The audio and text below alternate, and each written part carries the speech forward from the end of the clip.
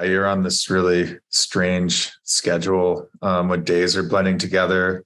It made it really hard just to keep the data organized for the filming because you're sometimes like, yeah, it's like it's not really organized like you normally would on a shoot where it's like day one, day two, every day is kind of this blur. The first thing that I wanted to ask you is I know you have, you've done so many incredible things, you've gone so many incredible places. Watching this, it looked like the conditions were often pretty rough, like pretty wild. How do you get like nervous about these things at this point in your career, or are you just pretty chill and able to deal with it? Yeah, I think if you have like complacency with any of these trips, it's kind of a recipe for disaster. I'm always a little worried. This one in particular was just it's different. It's an environment. I mean, big oceans with ice everywhere is probably one of the scariest, most fickle environments, especially when you're in a fiberglass boat that's not really supposed to be there, and you're trying to film a show with only two people, but you're also trying to keep watch and be a valuable crew member, and those things are diametrically opposed from each other. And yeah, no one really. It's hard to explain that to people. It's not really seen on screen, but that's kind of like what's happening behind the scenes of like 3 months of 24-hour light where you're not really sleeping and trying to shoot, but also watch out for ice that's gonna hit the boat. And I think going into it, we just knew that this one was going to be harder than Everest, harder than any of the other ones that I had done with Mark, because it was his boat. There's no outfitter or somebody like taking care of us. We had to be like radically self-reliant on all these things. And with such a small team, there's not a lot of room for error. And the ocean is, kind of an element that's like different from the mountains and has its own specific dangers. And we didn't go super smoothly, but that's kind of what you hope for a good story in some ways. I know watching it at one point, someone mentions that you were on day 87. How long was the trip in total? Do you have a day count? There was some like we ended up like the main filming portion ended, and then Mark kept going all the way to Alaska. It was 8,000 miles total, and that was from Maine to Alaska. And that was like well over 4 months. So I don't have the final day count, but yeah, as you can imagine, there's a lot of ups and downs, and every day often feels like 5 days. Because the way it works is depending on how many people are on the boat at a certain time, determines the watch schedule. So if there's 4 people on the boat, you're on watch for 2 hours every 6 hours, and that rotates no matter. Sometimes your 2 hours comes from 2 to 4 in the morning. Sometimes it's in the middle of the day. You never know. And so, yeah, you're on this really strange schedule when days are blending together. It made it really hard just to keep the data organized for the filming because you're sometimes like, yeah, it's like, it's not really organized like you normally would on a shoot where it's like day one, day two, every day is kind of this blur of 24-hour light. In terms of the actual maybe filming, can you talk about like maybe some of the technology that you used? It seemed like there was a lot of drone footage happening and stuff like that. Did you have any like really essential pieces of equipment that you turned to? Yeah, I mean, we wanted to, like, same as Everest. I think the technology this day and age helps tell these stories in a way that you could never do before. And we were doing our own modifications. I was just talking about these 3D printed drone handles that we had on those little DJI Mavic drones, because we couldn't slow the boat down, and we needed to launch and catch from the moving boat. So we had these little, they like attached to the bottom of the drone so that you could catch them in heavy seas and as you're moving and not chop your fingers off, which has happened quite a bit, and is always like a fear. And it made some of the filming a lot easier. Other than that, it's just balancing like the lightest weight camera gear with some of the heavier weight stuff and knowing when to use them. So yeah, we had like cinema lenses that they use on full Hollywood feature films for certain parts. And then other times you had to know when to use GoPros or like underwater housings. But yeah, it was just always tricky because any time you did that, it was seen as something that was like decreasing the safety margin because you're going away from your crew responsibilities. So yeah, it's kind of like our position as filmmakers on the boat, just myself and one other guy, Rudy, was in constant opposition with the goal of actually making it safely through the Northwest Passage and able to even tell the story in the first place. So it's a little tricky. Were you familiar with the story of Sir John Franklin and all that before this project started coming together at all? And as you were doing this, how much did you kind of try to put yourself in the place of the people that you were looking for? I wasn't like I didn't have a lot of knowledge of Franklin. This is kind of something I learned about through the trip, but the whole premise of the trip was following in the wake of Franklin and putting ourselves in his position, for better or worse, even when we got locked in the ice and we thought the boat was going to get crushed in half like Franklin's boat did.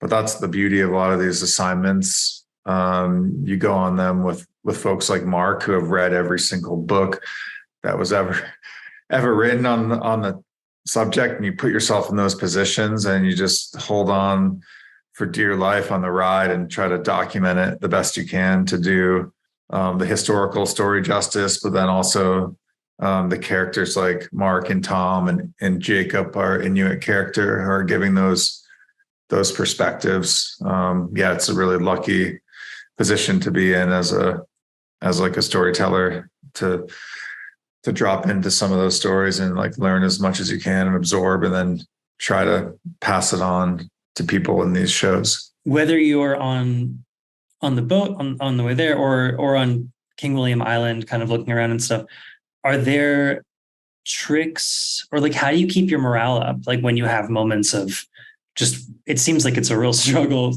sometimes, you know? Yeah, I mean, we ran out of food on King William Island, and it was really desperate for a long time, and people were falling apart.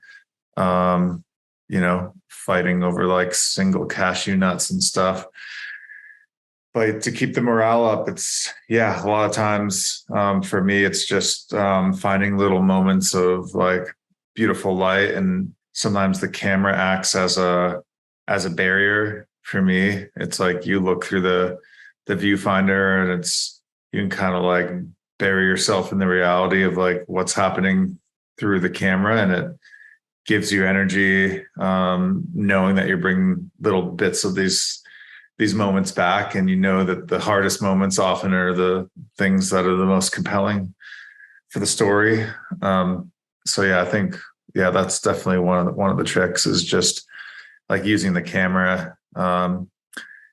It's a bit of an escapist tool, but sometimes in the way that you immerse yourself in it, like the light that you see and knowing that you're capturing it for a greater purpose, like reinvigorates your energy along the way. From watching it, it seemed like what you all were after, nobody had really tried to look since like almost a decade ago, I believe, was like the last time maybe Tom Gross was looking. Why do you think there hasn't been more consistent, for something like this? Like, why do you think there has been a 10-year gap and you guys were able to do this after all that time? I mean, we've experienced it firsthand. The island is really treacherous, and it takes a lot of support. Most of the locals that we talked to hadn't gone further than 10 kilometers, 10 miles from Joe Haven, the main village. And when we told them our route that we did, circumnavigating almost the entire island, they're like, "Oh my God, I've only heard a couple of people doing that." So I think it takes a lot of support and knowledge and willingness to suffer out on the land to to do that. And that's like kind of the beauty of that still exists within National Geographic and Disney now, is that it's one of the only entities that supports these wild ideas of exploration, that ties together the old and the new.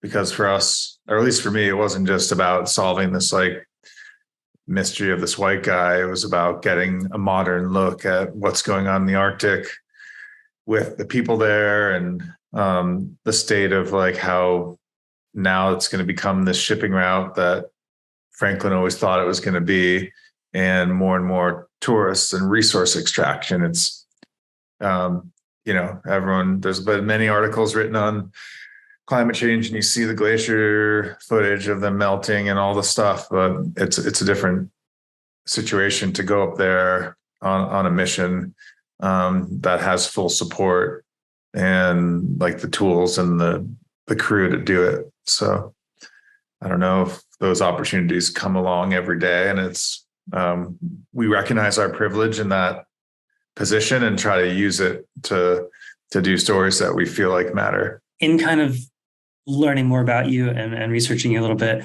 I found out that you were like a fantastic painter as well as being a filmmaker. I'm just curious, like as a filmmaker and an artist, what parts of the natural world are the most inspiring and interesting to you? I mean, my background is in kind of landscape art, so that's been the cornerstone, but it's quickly shifted more to knowing that connecting that with the human experience and these deeper character studies is kind of a way to touch more people and reach more people, create positive change in different ways. But I think this trip was just a challenge because the environment was often, when we were on the boat, it was kind of, you're looking out at like really similar things, the same angles. It was hard to make it look different and exciting. Often, like, when we got away from Greenland and into towards King William Island, it's kind of like the Midwest of the Arctic, where everything's kind of flat and it looks the same, and it's hard to create beauty for an audience. And or if you're going to draw a painting or something, it'd be tricky unless you change your perspective or get really high in the sky with a drone. And you can see why it's so confusing and it's hard to find anything because it all looks the same.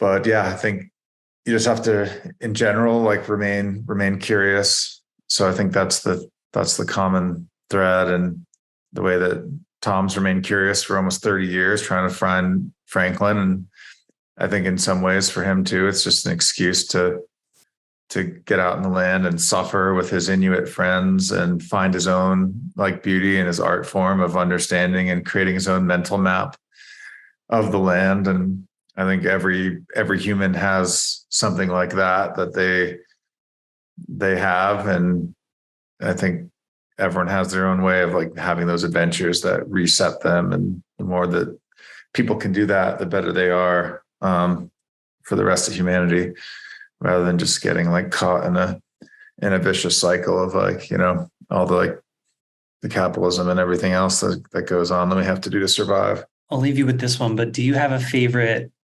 Obviously there was a lot of struggle with this, but do you have a favorite part or moment of this experience painting this? Some of the most special moments were like when we were stuck in the ice, even though it was really stressful. There are some times where we were able to get off the boat and kind of jump around between the pieces of sea ice, especially with Jacob, our Inuit character, and his knowledge of the ice and getting that deep perspective. Because oftentimes we were moving so quickly. It's not like we were hanging out in these villages, but it's those little moments in between where you're just out in the land with the locals and you see how they look at the land and interpret it.